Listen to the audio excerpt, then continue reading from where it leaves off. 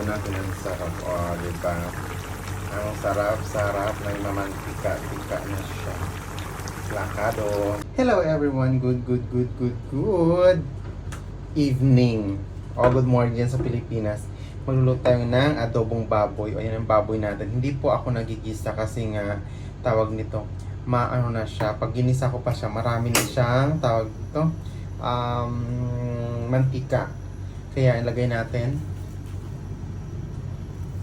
sibuyas. Yan. Di ba? Sibuyas, maraming sibuyas talaga kasi mura lang dito ang sibuyas. 2 dirham lang po. 185 ang ang isang kilo dito. Murang-mura. Hindi abot 25 lang sa pera natin, di ba? Ganun kamura ang UAE, di ba? Tsaka yung bawang at ang sili natin. Ganyan po. Hindi ko na rin po binalatan yung natin, yung tawag nito, yung luya.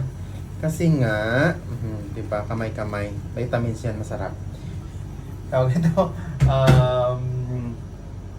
baka pa kasi.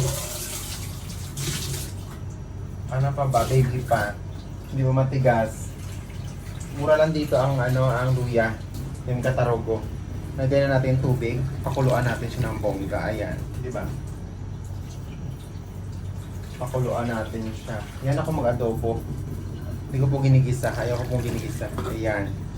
Pag na po siya, pag kunti na lang sa bawa, ayun, nalagyan na natin ng mga pampalasa. Di ba? Ganon.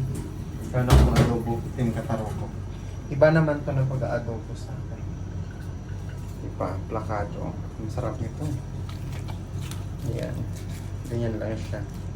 Hindi ko na siya nilagyan muna ng ingredients kasi nga titigas. Manigas siya. Di ba? Team Katarogs. Ayan na. Plakado na siya, diba? Sarap nito.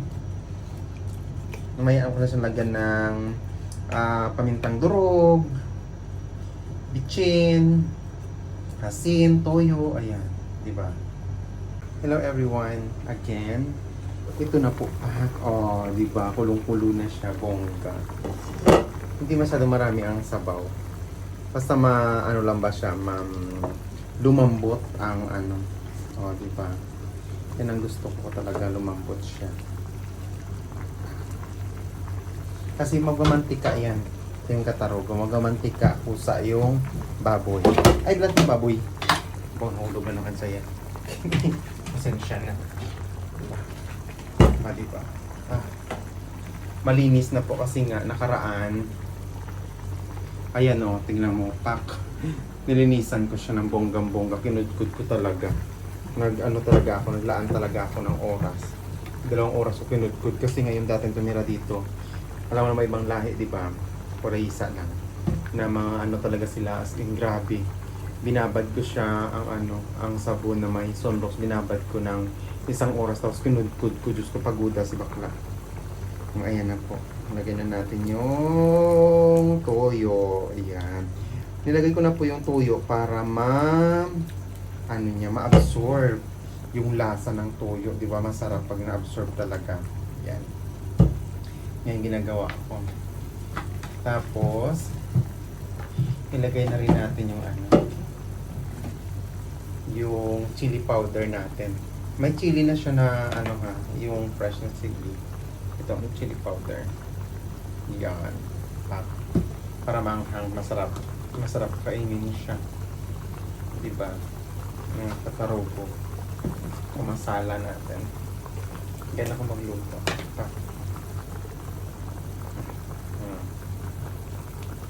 Ganyan ako magluto dito para paklado. Ganyan ako. Masarap dito ganun ako magluto ng adobo. Hindi ko siya ginigisa. Ayaw ko siyang gisa. Mamaya ko na lagyan ng asin, tsaka yung bitchin, tsaka yung magic syrup. Mamaya na. Diba? At hintayin na natin na lumambot yung babski. At pasok na sa banga, diba? Team Katarogo. Kasi nilagay ko na siya para ma-absorb niya yung toyo. Tapos yung suka, mamaya na rin. Diba? Sige na, mamaya na naman ulit. Ayan po, kumulo na siya, diba? So, ang sarap. Diba? Team Katarogo, ang sarap niya. Ilagay ko na po yung pampalasa natin. asin saka yung paminta.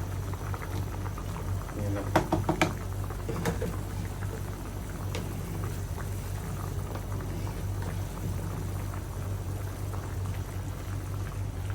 Ang sarap. Ito na.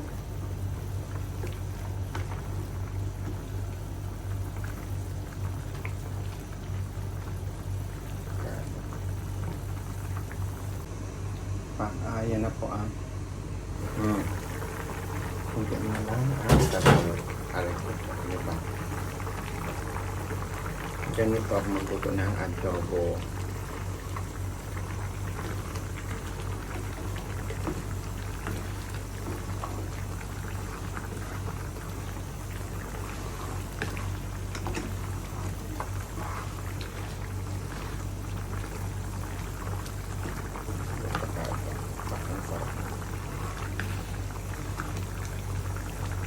Ang lambot niya. Hindi ko naman sobrang lambot yung baboy kasi nga parang may kagat-kagatin tayo. Medyo makunat-kunat konti.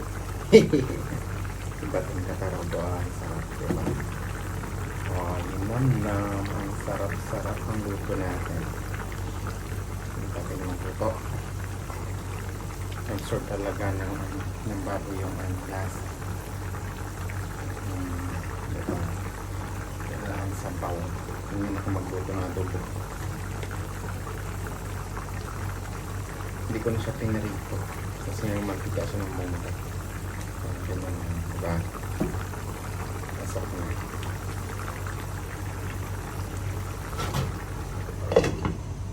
Diba? Ang sarap talaga niya papas. Yun. Ang sarap po. Diba? Tapos na nagmamantika kasi siya. Huwag natin yung nagtag. Ayan, ano pa? Ang sarap. Sarap. Alam pa lang. Wala na. Saan siya sabaw. Ang sika na siya. Kain na. Thank you.